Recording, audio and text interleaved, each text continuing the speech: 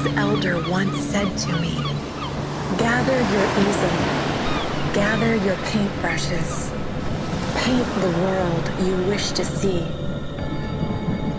These are powerful and metamorphic times we are living in. Metamorphic as we are in personal and collective chrysalis.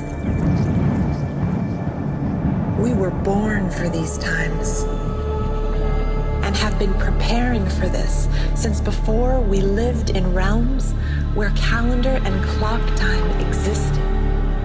Now we are being called to bring forth all of the soul-guided beauty and creativity from inside of ourselves so that it can nourish us and each other and illuminate the path forward.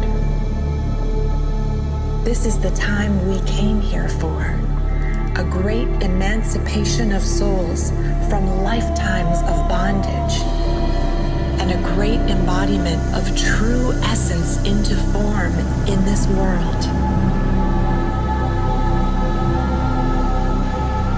All wisdom traditions converge to point us back home to the path of attuning and co-creating with Great Spirit in reverence and devotion each moment, each day.